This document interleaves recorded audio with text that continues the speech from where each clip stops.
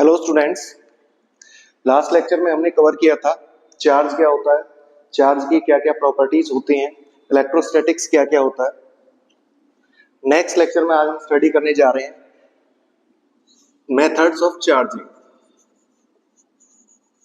Methods of charge, किसी अनचार्ज object को charge करने के लिए कौन कौन से मेथड्स होते हैं।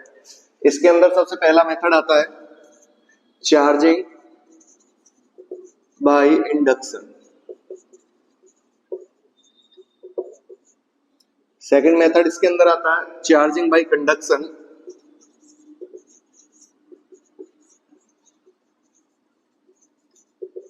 And third one is charging by friction.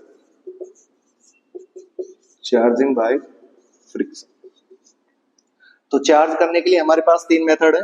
पहला है charging by induction, charging by conduction and third is charging by friction. तो एक एक करके तीनों को हम स्टडी करेंगे। तो सबसे पहला मेथड पढ़ेंगे हम चार्जिंग बाय इंडक्शन।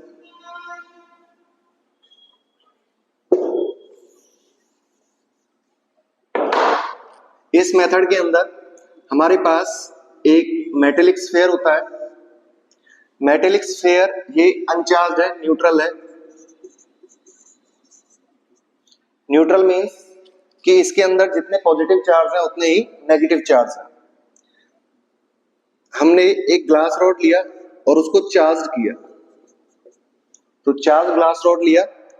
इस चार्ज ग्लास रॉड को हम इसके पास लेके आते हैं, मेटेलिक स्फीयर के पास। तो ऐसे में इसको इसके पास लेके आता हूं।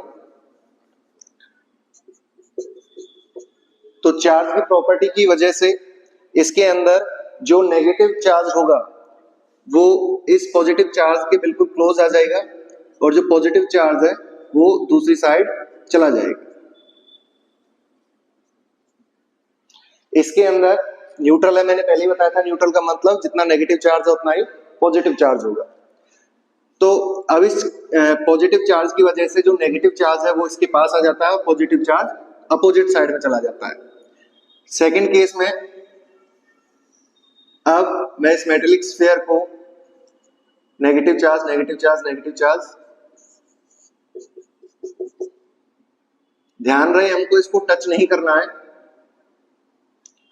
और ये जो पॉजिटिव चार्ज था इसको अर्थड कर दिया।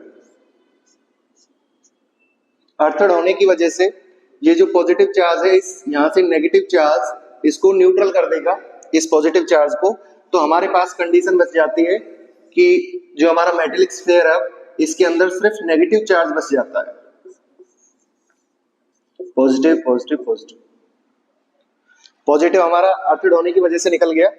तो पॉजिटिव चार्ज जो हमारी ग्लास रॉड है उसके पास सिर्फ नेगेटिव चार्ज बच जाता है और हम ग्लास रॉड को भी हटा देते हैं। तो मेटेलिक स्फीयर के अंदर सिर्फ हमारा नेगेटिव चार्ज बन जाता है। तो इस प्रोसेस को बोलते हैं चार्जिंग बाय इंडक्शन। इस प्रोसेस के अंदर हमारे पास एक न्यूट्रल कोई मेटेलिक स्फीयर था, उसको हमने अब चार्ज कर दिया बिना टच किए ग्लास रॉड को। ग्लास रॉड पे पॉजिटिव चार्ज होने की वजह से फर्स्ट वाले केस में इसने नेगेटिव चार्ज को अपनी तरफ अट्रैक्ट किया और पॉजिटिव को दूसरी साइड। सेकंड केस में जो हमारा पॉजिटिव था उसको हमने अर्थड कर दिया, जिसकी वजह से पॉजिटिव न्यूट्रल हो गया अर्थड के साथ। और थर्ड केस में अब हमारे पास सिर्फ नेगेटिव चार्ज बच जाता है और जो हमारी मेटेलिक स्फीयर था पहले अनचार्ज था वो चार्ज हो जाता है। इसके बाद सेकंड मेथड आता है हमारा चार्जिंग बाय कंडक्शन।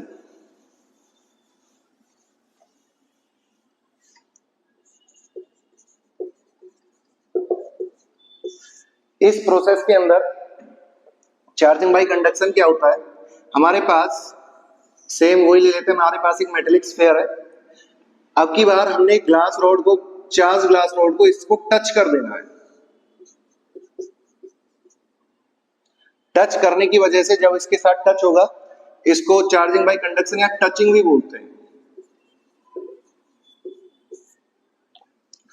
तो ग्लास रॉड के को मैंने मेटल स्फीयर से टच किया। टच करने की वजह से इस न्यूट्रल स्फीयर से जो नेगेटिव चार्ज है वो इस पॉजिटिव के साथ न्यूट्रल हो जाएगा। नेगेटिव चार्ज इधर आया और इधर बच गया आपका पॉजिटिव से।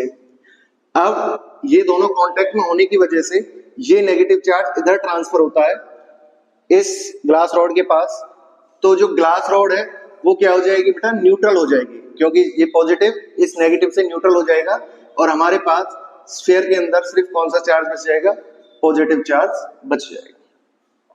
तो इस प्रोसेस को बोलते हैं हम चार्जिंग बाय कंडक्शन। तो पहली प्रोसेस के अंदर हमने पढ़ा था इंडक्शन मतलब इंड्यूस करना। हमारे पास एक न्यूट्रल मेटेलिक स्फीयर था, उसको हमने ग्लास रॉड के साथ क्लोज लेके आए लेकिन टच नहीं किया। सेकंड प्रोसेस में हमने चार्जिंग बाय कंडक्शन जो होता है उस ग्लास रॉड को इसके साथ टच किया, टच करने की वजह से जो फ्री इलेक्ट्रॉन्स हैं वो इस ग्लास रॉड में चले जाते हैं और जो इसका पॉजिटिव चार्ज है वो न्यूट्रल हो जाता है और हमारे पास जो मेटेलिक स्फीयर है उसमें सिर्फ पॉजिटिव चार्ज बच जाता है। तो ये दोनों मेथड्स आपके क्लियर हैं। नेक्स्ट आता है आपका चार्जिंग बाय फ्रिक्शन।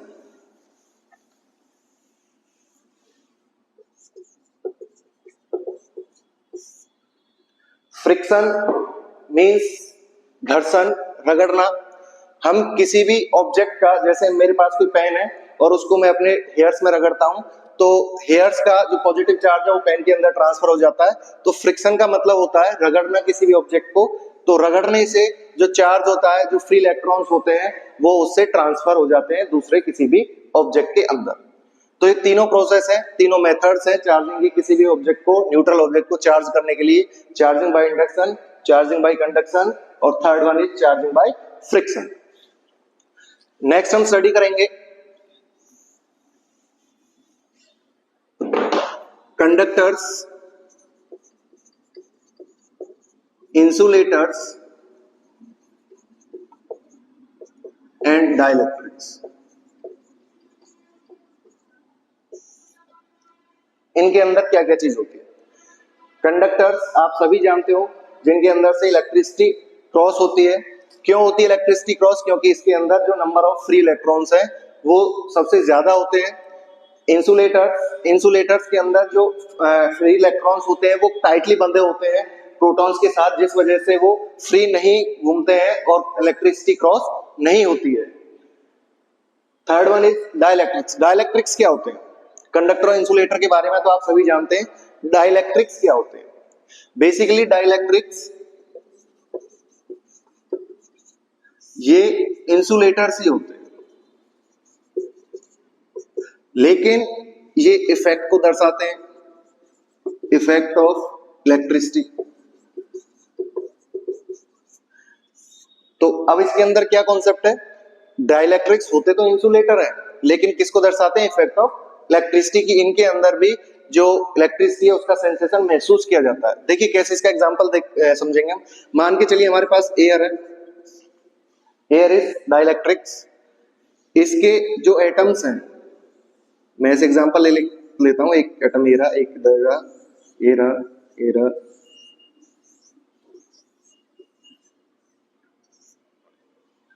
तो इसके अंदर जितना पॉजिटिव चार्ज होगा उतना ही नेगेटिव चार्ज होगा, तो दोनों एक साथ बंधे हुए हैं, positive negative, positive negative, positive negative.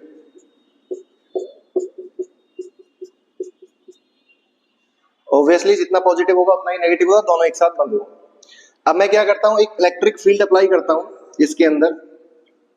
Electric field apply करने से क्या होता है कि अगर मैं स्मॉल इलेक्ट्रिक फील्ड अप्लाई करता हूं तो इस पे कोई इफेक्ट नहीं पड़ता है, लेकिन मैं इसकी इंटेंसिटी को बढ़ा देता हूं, इलेक्ट्रिक फील्ड की इंटेंसिटी को बढ़ा देता हूं। पॉजिटिव चार्ज, इधर आपका नेगेटिव चार्ज। तो इलेक्ट्रिक फील्ड की डायरेक्शन ऑब्वियसली पॉजिटिव से नेगेटिव की तरफ होती है इस तरीके से। तो ये पॉजिटिव चार्ज जब स्ट्रॉन्ग हमने दिया तो ये पॉजिटिव चार्ज यहां से नेगेटिव को अपनी तरफ अट्रैक्ट कर लेगा और पॉजिटिव इधर हो जाएगा। दोनों के अंदर एक डिस्टेंस क्रिएट हो जाएगी, नेगेटिव पॉजिटिव, नेगेटिव पॉजिटिव। और ये नेगेटिव चार्ज पॉजिटिव को अट्रैक्ट करेगा। अब देखिए, तो नेगेटिव इस पॉजिटिव के पास आ गया, पॉजिटिव इस नेगेटिव के पास आ गया। अब जो बीच में हमारा पॉजिटिव और नेगेटिव बचता है, ये दोनों आपस में क्या हो जाते हैं? न्यूट्रलाइज। न्यूट्रलाइज हो जाने की वजह से हमारा जो शेप बनती है डाइलेक्ट्रिक्स की वो ऐसे बनती है। इधर आपका पॉजिटिव, ये नेगेटिव, ये पॉजिटिव, ये नेगेटिव, ये पॉजिटिव, ये नेगेटिव। तो अंदर जो इलेक्ट्रिक फील्ड बनेगी वो पॉजिटिव से नेगेटिव की अपनी खुद इलेक्ट्रिक फील्ड बनाते हैं। और जब इलेक्ट्रिक फील्ड क्रिएट होती है तो ये किसके इफेक्ट को दर्शाते हैं? Effect of electricity. I think अब आपको बहुत अच्छे से क्लियर हो गया होगा कि डाइलेक्ट्रिक्स होते क्या है। जैसे पेपर है हमारे पास, पेपर क्या होते हैं? इंसुलेटर होते हैं। लेकिन जब ये इलेक्ट्रिसिटी के इफेक्ट को दर्शाते हैं, कब दर्शाएंगे? जब उनको इसको स्ट्रॉन्ग इलेक्ट्रिक फील्ड के अंदर रखेंगे, तो ये क्या कहलाएंगे? डाइलेक्ट्रिक्स कहलाएंगे। तो तीनों चीज आपकी क्लियर है। कंडक्टर्स क्या होते हैं? कंडक्टर्स, इसके अंदर से इलेक्ट्रिसिटी क्रॉस होती है, इलेक्ट्रिसिटी क्रॉस होती है तो इसके अंदर जो फ्री इलेक्ट्रॉन्स हैं वो बहुत ज्यादा मात्रा में होते हैं। इंसुलेटर्स, इनके अंदर से इलेक्ट्रिसिटी क्रॉस नहीं होती है। ये जैसे प्लास्टिक है, वुड है, रबड़ है, वो इंसुलेटर्स होते हैं। क्यों नहीं होती है? क्योंकि इसके जो इलेक्ट्रॉन्स हैं, फ्री इलेक्ट्रॉन्स, वो टाइटली बंधे होते हैं प्रोटॉन्स के साथ। डाइलेक्ट्रिक्स क्या होते हैं? डाइलेक्ट्रिक्स भी इंसुलेटर्स होते हैं, लेकिन ये इफेक्ट को दर्शाते हैं। Next one is coulombs law.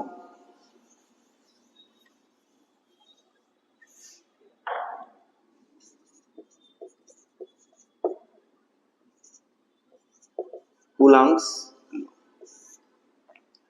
Coulomb ने इलेक्ट्रिसिटी फोर्स को निकालने के लिए एक लॉ दिया था जिसको हम कूलाम्स लॉ बोलते हैं। कूलाम के अनुसार हमारे पास दो चार्जेस है, this is Q1 and this is Q2।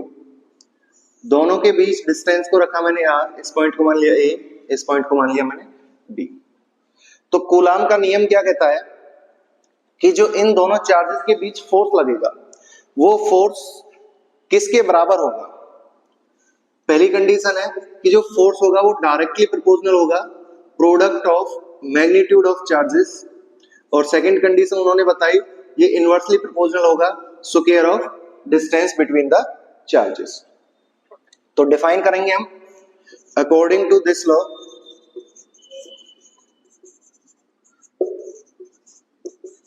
The force of interaction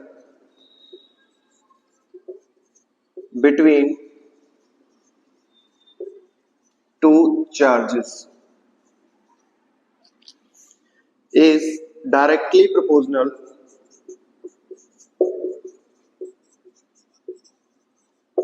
to product of their magnitude, product of their magnitude and inversely proportional to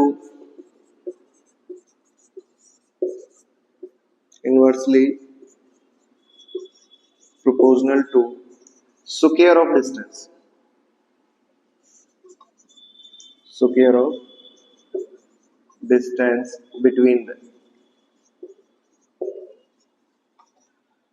तो इस लॉ के अनुसार जो फोर्स होगा, इंटरेक्शन मींस अट्रैक्शन का भी हो सकता है, रिपल्सन का भी हो सकता है, दो चार्जेस के बीच वो डायरेक्टली प्रोपोर्शनल होगा product of magnitude of charges, inversely proportional होगा square of distance between the charges. तो कंडीशन फर्स्ट होती है force is directly proportional to product of magnitude of charges. Second condition है force is inversely proportional to square of distance between them. इसको equation first मान लेते हैं, इसको equation second. तो from first and second we have the force is proportional to Q1, Q2 and inversely proportional to square of distance. Now this is the symbol of proportionality. We have to move it this symbol by taking a constant K, Q1, Q2 upon R square. What is K? K is constant of proportionality. Constant of proportionality.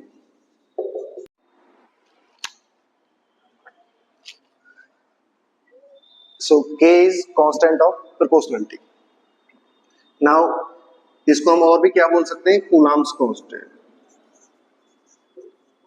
Coulombs constant, क्योंकि coulombs law के अंदर use हुआ है तो इसको हम बोल देंगे coulombs constant. Next is K होता किसके बराबर है? K होता है 1/4 पाई एप्सिलॉन नॉट। अब एप्सिलॉन नॉट क्या है? epsilon naught is called permittivity.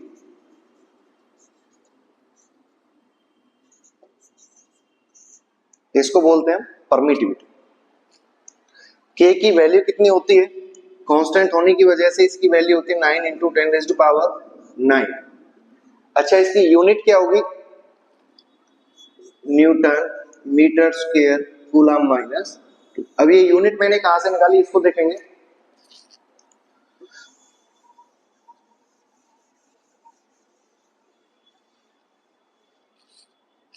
Coulomb's force हमने निकाला F equals to K Q1 Q2 upon R square and the value of K is 1 upon 4 pi epsilon naught. So F equals to 1 upon 4 pi epsilon naught Q1 Q2 upon R square. Here we have to calculate epsilon naught or K. From this formula K becomes F R square upon Q1 Q2. Now the units of force is Newton, unit of distance is meter, so this is square, unit is also square, unit of charge is coulomb, coulomb into coulomb, coulomb square. So K, unit of K becomes Newton meter square coulomb minus 2. ये इसकी unit निकल के आती है. Now K जो होता है 9 into 10 raise to power 9 newton metre square coulomb minus 2. इसका डायमेंशनल फॉर्मूला क्या होगा? डायमेंशनल फॉर्मूला ऑफ K या कूलम्स कांस्टेंट एक ही बात है. फॉर्मूले से, इसी फॉर्मूले से हम निकालेंगे डायमेंशन फॉर्मूला भी. K इक्वल्स टू फोर्स का डायमेंशन होता है बेटा M1 L1 T minus 2. Distance का होता है L, so this is square L square. Charge AT और ये भी चार्ज है तो इसका भी AT. So K equals to M1 L power 2 इधर है, L की पावर 1 इधर है, तो ये हो जाएगा L cube. T square minus 2 है ऊपर, नीचे बेटा प्लस 2 ऊपर जाएगा तो माइनस 4 A माइनस 2. ये डायमेंशनल फॉर्मूला होगा किसका? K का. अब हमको परमिटिविटी समझनी है थोड़ी सी. परमिटिविटी होती क्या है? परमिटिविटी की वैल्यू क्या होती है?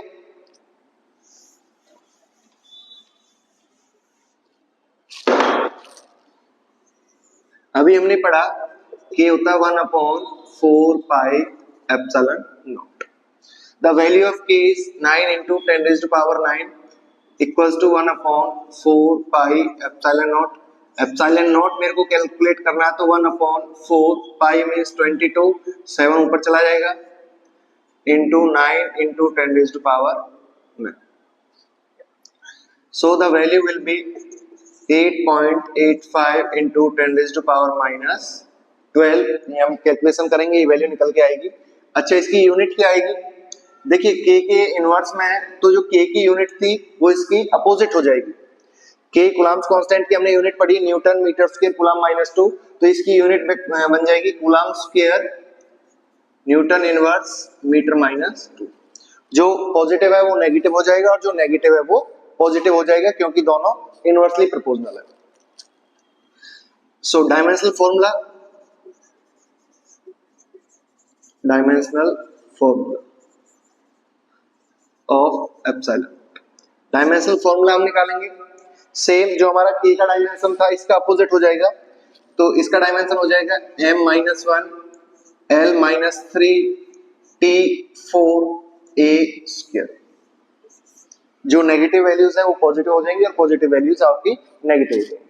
तो ध्यान रहे बच्चा कि जो कूलम्स कांस्टेंट है K, उसकी वैल्यू होती है 9 into 10 raise to power 9. Unit होगी उसकी newton metre square coulomb minus 2. लेकिन जो K होता है वो किसके बराबर होता है? 1 upon 4 pi epsilon naught. Epsilon not is permittivity and the value of permittivity is 8.85 into 10 raised to power minus 12 coulomb square Newton inverse meter minus 2. The dimension formula of K and epsilon naught both are inverse. The dimension formula of K is M1 L3 T minus 4 A square A minus 2. Dimension formula of epsilon naught M minus 1 L minus 3 T 4 A square. Next one is इसके अंदर बेटा relation हमको पढ़ना है, absolute permittivity और medium की जो permittivity होती है उनके अंदर क्या रिलेशन होता है। तो सबसे पहले हम निकालेंगे द इलेक्ट्रोस्टैटिक फोर्स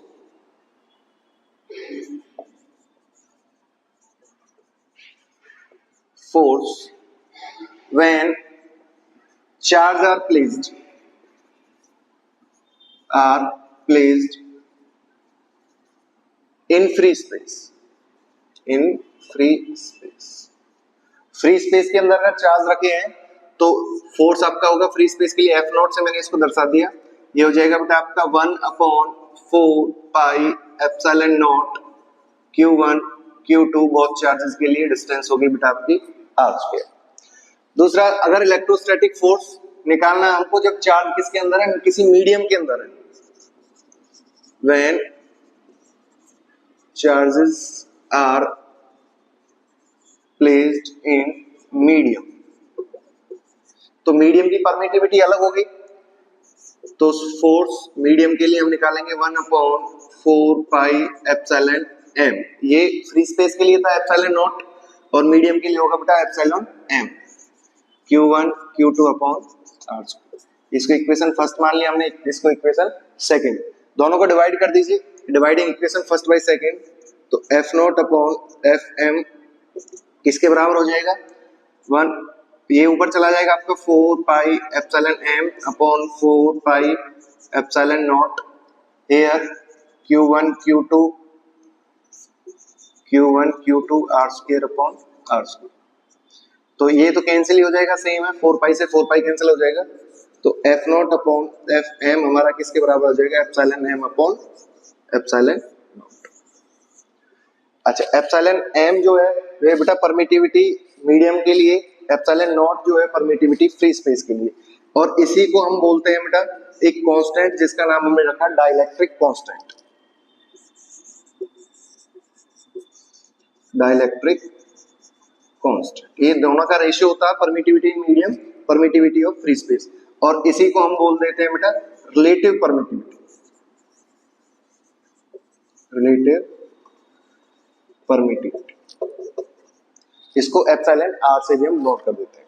तो एप्सिलॉन r रिलेटिव परमिटिविटी किसके बराबर हो गई, permittivity in medium, permittivity of free space. अगर परमिटिविटी मीडियम निकालता हूं मैं बेटा तो इसकी मल्टीप्लाई हो जाएगा epsilon not into epsilon r। ये आपको फॉर्मूला ध्यान रखना है, क्योंकि ऑब्वियसली मीडियम की परमिटिविटी हमेशा ज्यादा होगी फ्री स्पेस से। अच्छा, फ्री स्पेस की परमिटिविटी क्या होती है,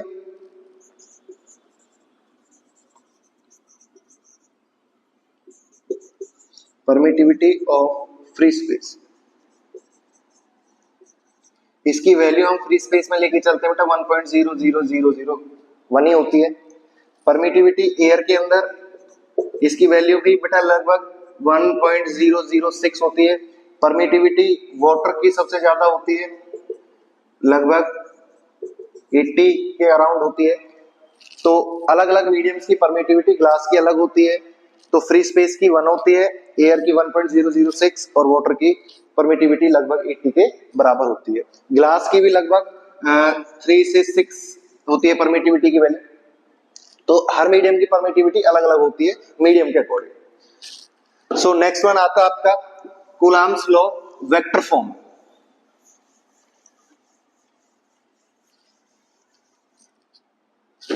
Coulomb's law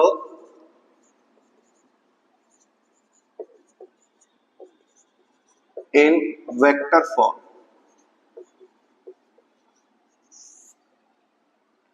Coulomb's law in vector form, हमारे पास दो चार्जेस हैं बेटा, और वो एक 2 डायमेंशनल प्लेन है हमारे पास x y, इसके अंदर दो चार्जेस रखे हुए हैं। इस चार्ज को मैंने मान लिया Q1, इस चार्ज को मैंने मान लिया Q2।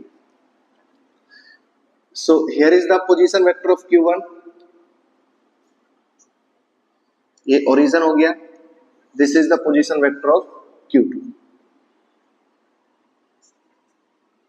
तो पोजीशन वेक्टर Q1 को मैंने मान लिया R1, पोजीशन वेक्टर Q2 को मैंने मान लिया R2।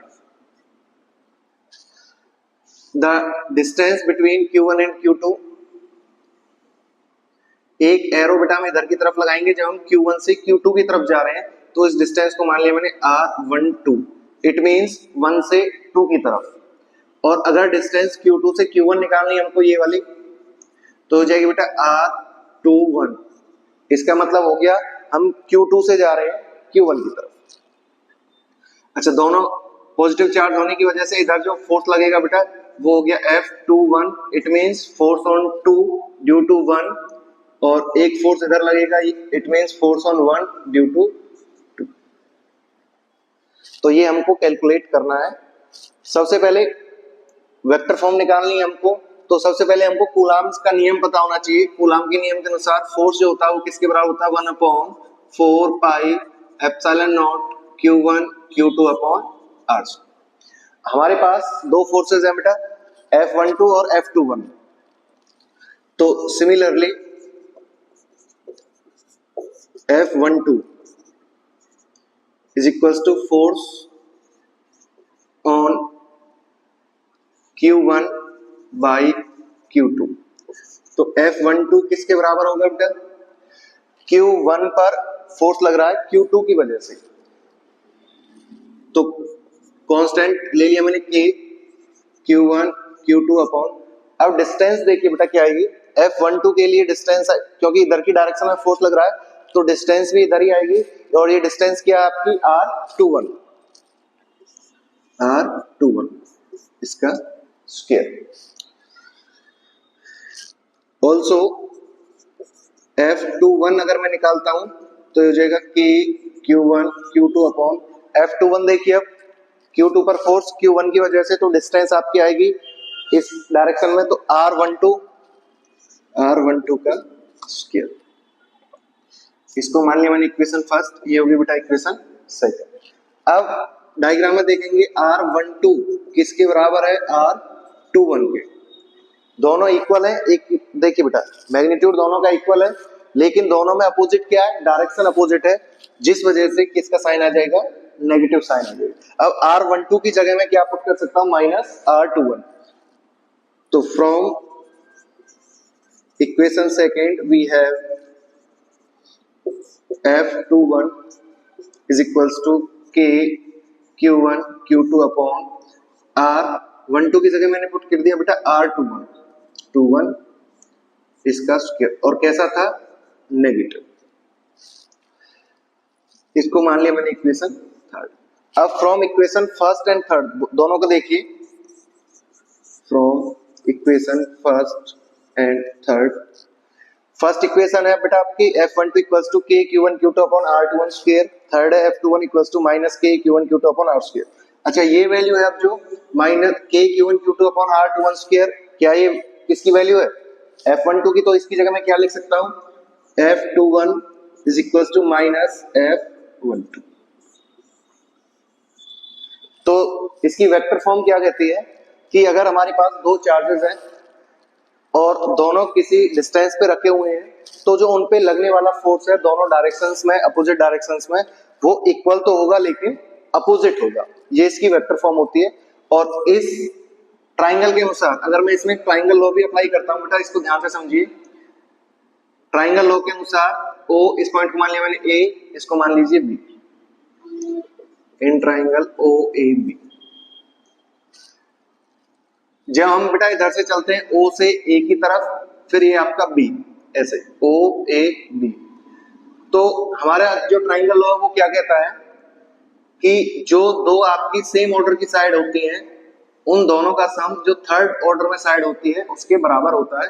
तो इसके अनुसार R1 प्लस R12 किसके बराबर होगा, R2 के होगा। तो R12 निकालूंगा मैं यहां से, तो ये इधर चला जाएगा, ये हो जाएगा आपका बेटा R2 minus R1। Similarly same अगर मैं इधर से चलता हूं OBA,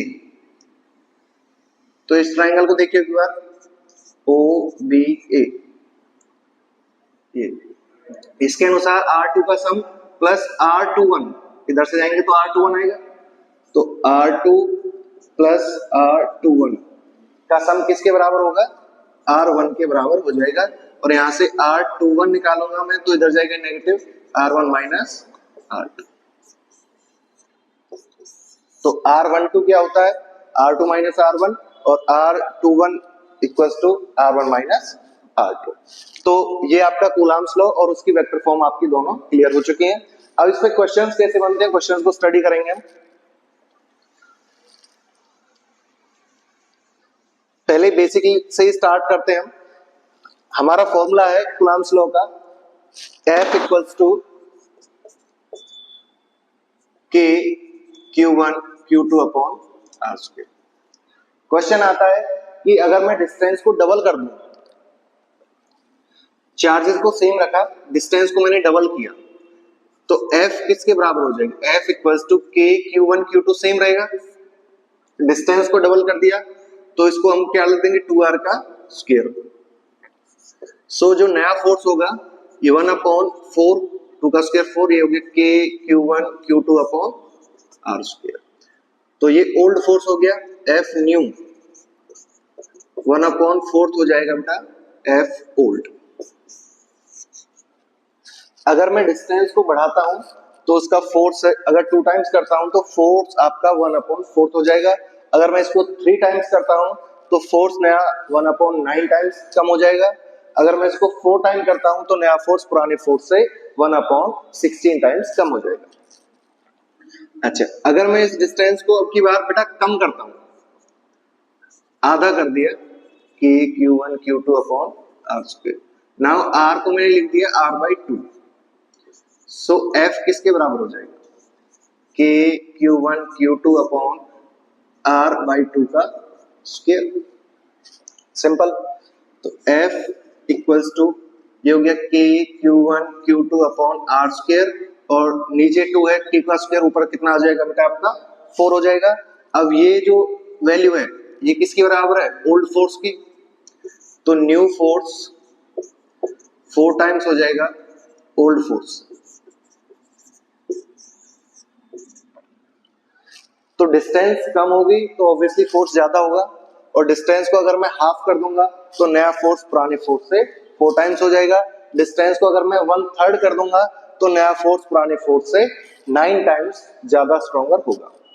तो ये आपका कूलाम्स लॉ और उसकी वेक्टर फॉर्म, और ये बेसिकली आपके कुछ टॉप कॉन्सेप्ट्स आपको समझाई गई हैं। नेक्स्ट लेक्चर में हम स्टडी करेंगे कूलाम्स लॉ पे कौन कौन से क्वेश्चंस आते हैं, किस तरीके से एग्जाम में पूछे जाते हैं।